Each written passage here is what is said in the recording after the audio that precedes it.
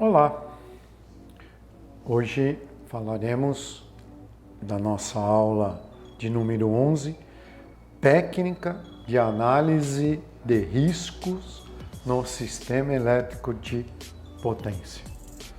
Em todos os serviços executados em instalações elétricas, devem ser previstas e adotadas prioritariamente medidas de proteção coletivo, né? Temos que ter esse conceito. Toda vez que temos algum agente nocivo à saúde do trabalhador, é função do técnico de segurança mitigar esse agente nocivo, ao ponto, se possível, de eliminá-lo por completo, né? E para isso é que dispomos de sistemas de proteção coletivo e individuais.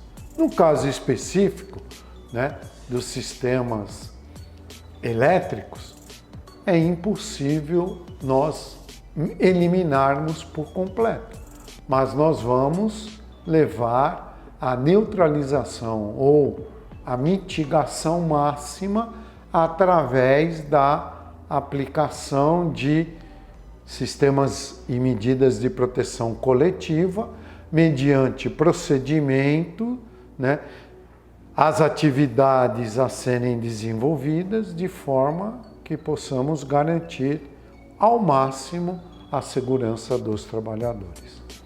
As medidas de proteção coletiva compreendem, né, a desenergização elétrica, essa é quase que uma neutralização, para não dizer, é a neutralização completa do agente nocivo, né, conforme estabelece a NR10 no item 10.2.8.2. E na sua impossibilidade, o emprego da chamada atenção de segurança. A atenção de segurança é considerada aquela cujo valor em corrente alternada é abaixo de 50 volts ou em corrente contínua abaixo de 120 volts. Não é? Na impossibilidade, não é, dessas duas condições, da desenergização, quer dizer, desligar o sistema, ou trabalhar nas chamadas tensões de segurança, não é? Nós devemos então implementar as orientações que estão no item 10.2.8.2, não é? Que são o quê?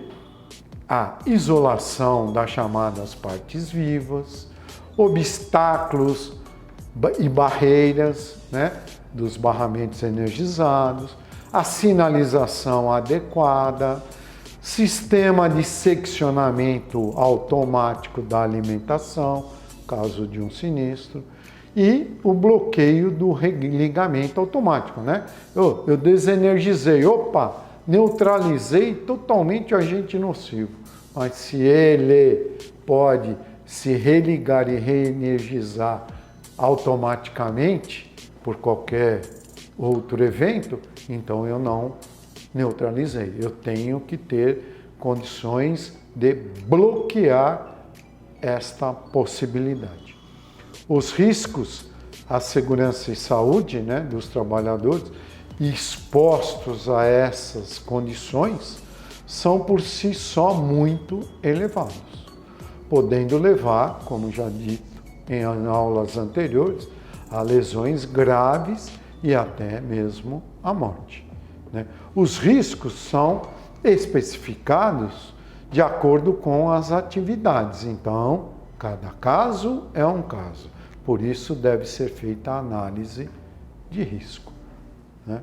Segundo o portal da construção, em 2008, risco é a probabilidade de ocorrência de danos sobre pessoas ou bens resultantes da concretização de uma determinada condição perigosa, em função de 1. Probabilidade de ocorrência de uma determinada condição perigosa, quer seja elétrica ou não. 2. Grau de gravidade dos danos consequentes, aos quais podem ser materiais, ambientais e principalmente humanos.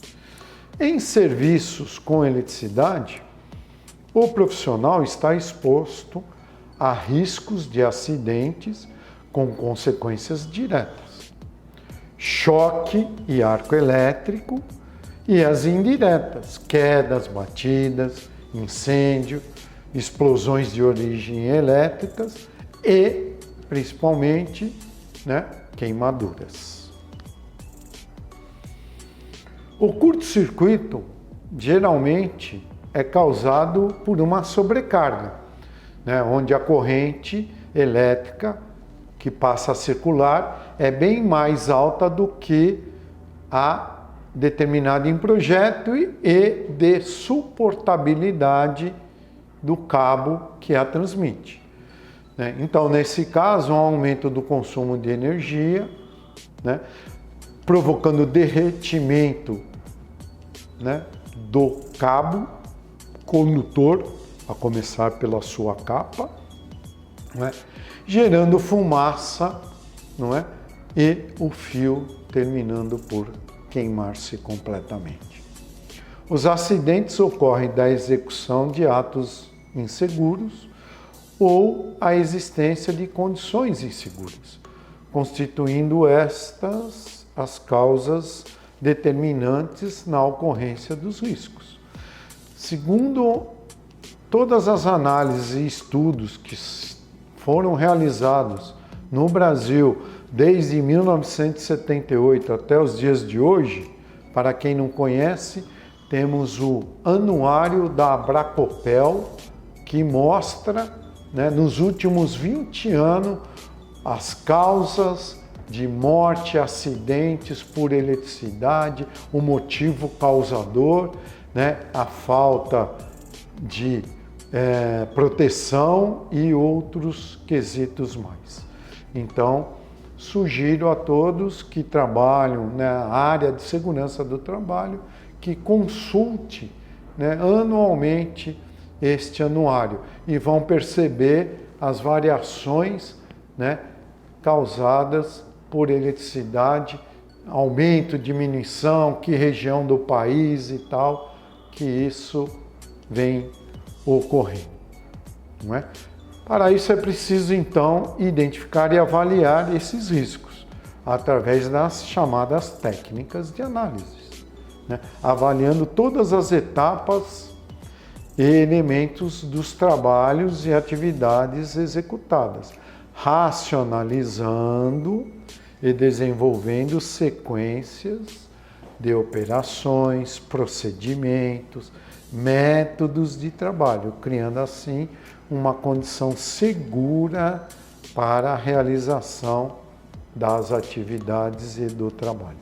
A classificação de risco é um fator crítico em qualquer situação de gerenciamento de segurança, Mas as técnicas que agora estão disponibilizadas, a tecnologia que possuímos hoje a nível mundial, auxiliado pelas crescentes informações e disponibilização dos dados, como o anuário da Abracopel, vem permitindo que, de há um bom tempo, consiga determinar nos riscos a exatidão e a procedência e qualidade cada vez maior e mais precisa. Qualquer risco poderá, então, ser calculado e otimizado para o bem da sociedade como um todo, não só do profissional, do trabalhador específico da área elétrica. Essas técnicas de análise, o processo de avaliação dos riscos nos permite identificar a probabilidade da sua ocorrência, quantificar e as suas consequências. O fator de risco é igual ao quê? A multiplicação da frequência de um perigo pela sua gravidade, sendo a frequência uma previsão da quantidade dos acidentes que possam ocorrer e a gravidade, a intensidade dos danos causados por cada acidente. A principal vantagem da análise de risco é o fornecimento de elementos para que sejam tomadas decisões, não é, que envolvam confiança, segurança, possibilitando com isso a gente apresentar alternativas claras, objetivas a um determinado tipo de risco. Através da avaliação é possível identificar os riscos e, com isso, gerenciá-los. Para gerenciar riscos, é necessário formar uma nova ótica no conceito da segurança com eletricidade, tanto no aspecto da prevenção como no aspecto da ação. Não adianta eu ver, perceber e não tomar atitude nenhuma. O gerenciamento dos riscos visa o quê? A busca das causas básicas dos acidentes e determinar, né, com ênfase como nós evitarmos esses acidentes, através da priorização das ações, não é? Determinada pela categoria, a categorização do risco. Quanto mais prejudicial o risco, mais rapidamente deve ser solucionado. Mediante as medidas de controle, tem por intenção a integração do pessoal técnico, responsável, subordinados, né, em sistemas elétricos, né, quem atua diretamente ou indiretamente, né, nas instalações, ter todos os desenhos, os projetos das instalações e seus diagramas detalhados, os memoriais descritivos, as condições de operação, manutenção e serviços, condições de uso das áreas e instalações e, consequentemente, a saúde e segurança do meio ambiente.